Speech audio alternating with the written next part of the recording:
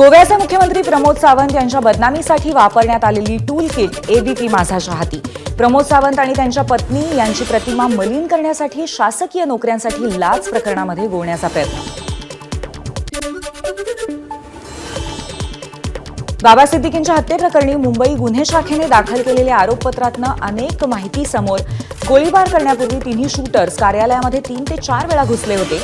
Recce करताना आरोपी पिस्तूल घेऊन जायचे.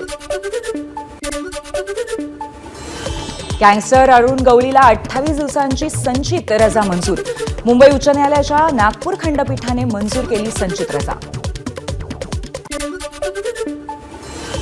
टुरिस्ट कंपनी आर्थिक फसवणूक प्रकरणी तिघांना अटक. तिघही दादर कार्यालयातली रक्कम दागिने घेऊन पळण्याच्या तयारीत असतानाच पोलिसांकडून अटक. यातला एक उझबेकिस्तान तर दुसरी रशियन नागरिक.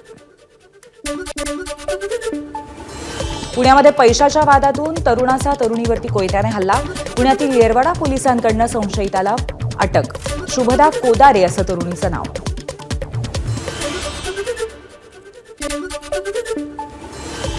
बुलढाण्यामध्ये 52 वर्षीय वसतिगृह अधीक्षकाकडून 12 वर्षाच्या अल्पवयीन मुलावरती लैंगिक अत्याचार. संत ज्ञानेश्वर शासकीय मागासवर्गीय विद्यार्थ्यांच्या वसतिगृहातला प्रकार. शरद मोहोळच्या हत्येचा बदला घेण्याचा त्याच्या टोळीकडून प्रयत्न. समोरच्या टोळीवरती हल्ला करण्याच्या तयारीत असलेल्या मोहोळच्या टोळीतील तिघे पोलिसांच्या अटकेत.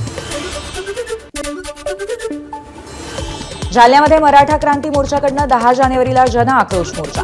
सरपंच संतोष देशमुखांच्या मारेकऱ्यांना तात्काळ अटक करून त्यांना फाशीची शिक्षा द्यावी ही मागणी. बीडमध्ये पंकजा मुंडे आणि धनंजय मुंडे यांनी फसवणूक करून जमीन बळकावल्याची सारंगी महाजन करणार मुख्यमंत्र्यांकडे तक्रार. या संदर्भात त्या मुख्यमंत्र्यांची भेट घेणार. महाविकास आघाडी म्हणून पालिका निवडणुका सर्वांनी एकत्र लढाव्या असं मत. मात्र ठाकरे मुंबई महापालिका स्वबळावरती लढवणार असतील तर काँग्रेस नागपूर महापालिका स्वतंत्र लढेल.